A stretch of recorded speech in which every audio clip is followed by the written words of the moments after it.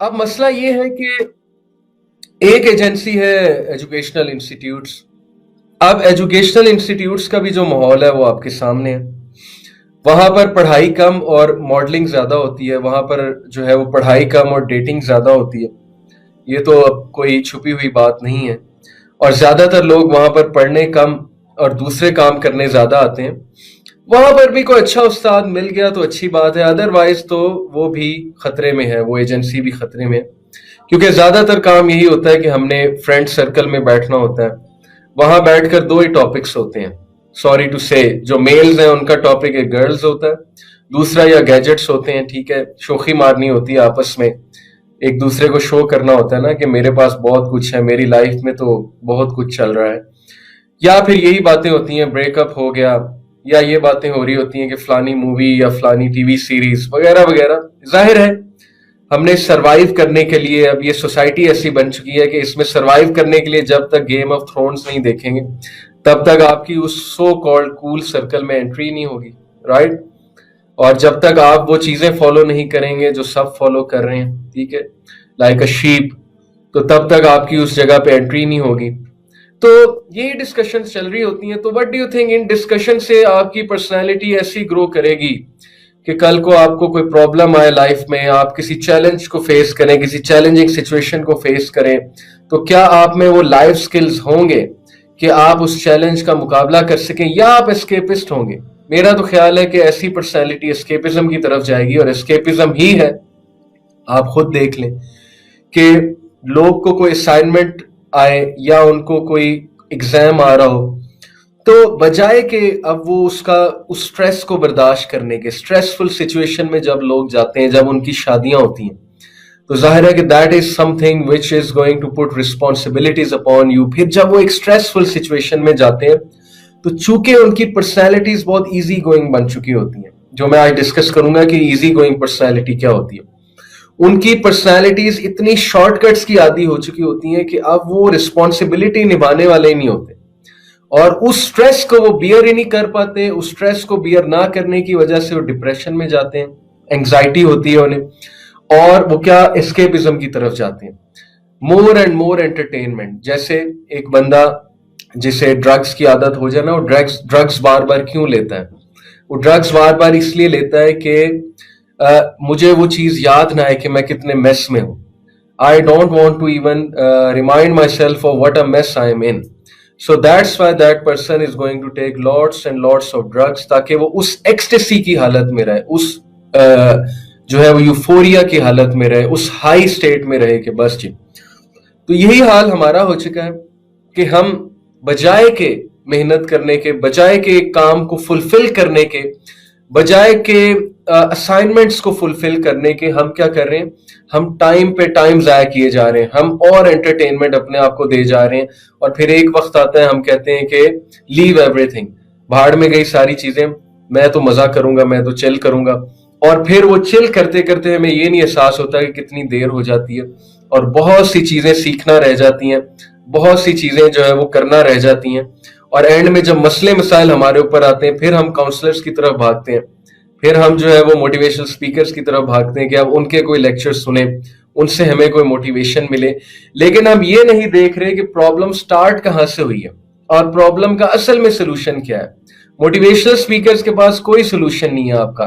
To be honest, मैंने बहुत motivational speaker सुने, वो मैक्सिमम आपको एक दिन के लिए, 2 दिन के लिए मोटिवेट कर देंगे। आप में एक चिंगारी, जैसे वो एक कोका कोला की बोतल को हम हिलाएं तो वो झाग बनती है अचानक से, और वो झाग फिर बैठ जाती है। सो सिमिलर मोटिवेशनल स्पीकर्स को सुन के आप बड़े पंप अप फील करेंगे, लेकिन मसला वहीं का वहीं है। मसला वहीं का वहीं इसलिए क्योंकि पर्सनैलिटी में वो ट्रेड्स आ चुकी हैं, पर्सनैलिटी में वो चीजें इस तरह से एम्बेड हो चुकी हैं कि अब हर मसले के आगे आपका वही एटीट्यूड होगा, और रिपीटेडली आप वही मिस्टेक्स करते जाएंगे, वही मिस्टेक्स करते जाएंगे। आप एक चीज को कंसिस्टेंटली फॉलो करना चाहेंगे, आप नहीं कर सकेंगे। वाई? बिकॉज आप अपने आप को डोज ही ठीक नहीं दे रहे। आपके हाथ में इतना तो है ना कि आपने अपने आप को डोज क्या देनी है, या आप इतने बेबस हो चुके हैं कि जिस तरह एक एडिक्ट इतना बेबस हो चुका होता है कि उसके हाथ से चीजें निकल जाती हैं। मेरा नहीं ख्याल कि उस लेवल पे कोई पहुंचा होगा।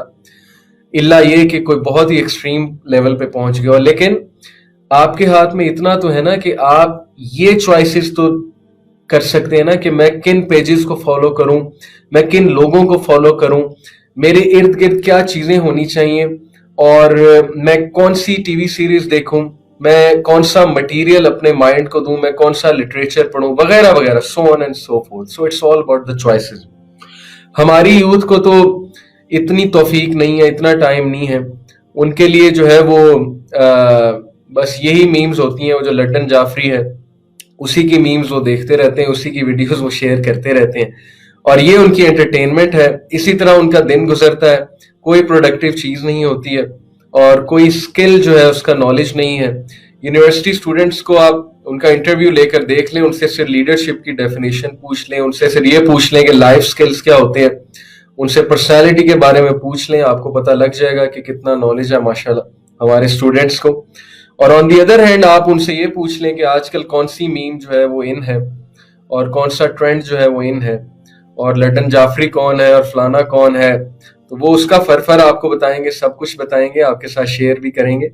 एनीवे, मजाक तो जाहिर है कि चलता रहता है, और ऐसी मीम्स जो है वो जाहिर है इंसान कुछ वक्त रिलैक्स होने के लिए देख लेता है। लेकिन मेरा पॉइंट ये है कि जब ये चीजें प्रेफरेंस बन जाए आपकी, और आप इन्हीं चीजों को फॉलो कर रहे हैं, तो डेफिनेटली ये आपकी पर्सनैलिटी में कुछ ग्रो नहीं कर रही, सिवाय आपको डोपामीन देने के, सिवाय आपको मजा देने के, जो मजा हमें चाहिए। तो अगर तो मजा ही लेना है तो फिर ठीक है, फिर लाइफ में बहुत ठोकरें खानी पड़ेंगी, फिर लाइफ में बहुत सफर करना पड़ेगा, because of the choices we have made. So एक ट्रेट होता है, स्पेशल ट्रेट होता है सक्सेसफुल लोगों की पर्सनैलिटी में। उस ट्रेट को हम कहते हैं deferred gratified pattern. Okay, DGP, deferred gratified pattern. आप जितने भी वर्ल्ड के लीडर्स गुजरे हैं उनकी पर्सनालिटीज को स्टडी करें फ्रॉम अ साइकोलॉजिकल एस्पेक्ट, और जितने भी ऐसे लोग गुजरे जिन्होंने दुनिया के लिए बहुत बड़ा काम किया या जो सक्सेसफुल हुए, उनमें ये खास पैटर्न होता है। What is deferred gratified pattern? It means कि अपनी ग्रेटिफिकेशंस को, अपनी ख्वाहिशात को, अपनी ऐसी ख्वाहिशात को जो इंस्टेंट है कि मुझे अभी ये करना है, मुझे अभी ये खाना है। मिसाल के तौर पे क्रेविंग हुई कुछ खाने की, और अगर उस क्रेविंग को आप रेजिस्ट नहीं कर सकते तो this is a problem. Okay, जैसी टेम्पटेशन आई तो आपको रेजिस्टेंस ही नहीं हो रही और आप कह रहे हैं मैंने फौरन ये करनी है, तो this is a type of personality which will go after cravings. और मैं आपको मार्शमैलो एक्सपेरिमेंट के बारे में बताता चलूं। 1970s में स्टैनफोर्ड यूनिवर्सिटी के एक प्रोफेसर ने एक एक्सपेरिमेंट किया था। रैंडम ग्रुप ऑफ स्टूडेंट्स उसने सेलेक्ट किए, बच्चे, छोटे बच्चे, और उनको एक कमरे में बंद किया और उनके सामने मार्शमैलोज रखी, यानी पंजाबी लैंग्वेज में तो मिठाई रखी, उनकी जो मिठाई है मार्शमैलोज, जो कैंडीज होती हैं, और उसने इंस्ट्रक्शन ये दी कि आधा घंटा किसी ने मार्शमैलो को हाथ नहीं लगाना। अब वो इतनी मजे मजे की मार्शमैलोज थी, डिफरेंट टेस्ट की, कि उसने फिर ऑब्जर्व किया कि कौन जो है वो खाता है और कौन नहीं खाता है। जितने स्टूडेंट्स ने आधा घंटा से पहले मार्शमैलोज खा लिए और वो रेजिस्ट नहीं कर सके, ये आप सर्च कर सकते हैं गूगल पे, मार्शमैलो एक्सपेरिमेंट। तकरीबन जितने स्टूडेंट्स ने मार्शमैलोज खाई और जितनों ने रेजिस्ट किया, तो उसने हालांकि शुरू में ये भी बताया था कि जो आधा घंटा मार्शमैलोज नहीं खाएगा उनको मैं डबल दूंगा, उसने रिवॉर्ड भी बता दिया। लेकिन उसके बावजूद, उस रिवॉर्ड और उन इंस्ट्रक्शंस के बावजूद, there were some who couldn't resist and they ate the marshmallows. ठीक है, ये मैं पहले भी आपको शायद बता चुका हूं। और उसने उन स्टूडेंट्स का जिन्होंने मार्शमैलो खा ली और जिन्होंने सब्र किया, सबका 20 साल का डाटा जो है उसने संभाल के रखा, उनको फॉलो अप किया। ओके, जो साइकोलॉजिस्ट होते हैं ये जब रिसर्च करते हैं ना, तो ये फॉलो अप भी करते हैं एक खास ग्रुप को। लॉन्गिट्यूडनल स्टडीज कहते हैं इसे रिसर्च की जुबान में। सो उसने फॉलो किया उनकी लाइफ्स को, और after certain number of years he was able to derive कि वो बच्चे जो मार्शमैलो को रेजिस्ट नहीं कर सके थे, जिनको टेम्पटेशंस उनकी रेजिस्ट नहीं हो सकी थी उनसे, उनकी लाइफ में डिस्टर्बेंस है, कोई डिवोर्स्ड है, कोई इल डिसिप्लिन्ड है, कोई जॉब से निकाला जा रहा है, समवन कोई जो है वो कोप अप नहीं कर पा रहा जॉब से, कोई टास्क नहीं कर पा रहा, जिंदगी के चैलेंजेस के आगे फेलियर है, वगैरह वगैरह। और वो बच्चे जिन्होंने टेम्पटेशंस को उस वक्त कंट्रोल कर लिया था क्योंकि उनका लाइफस्टाइल का पैटर्न ऐसा था कि they adopted deferred gratified pattern, they learned to defer their gratification and they adopted this pattern.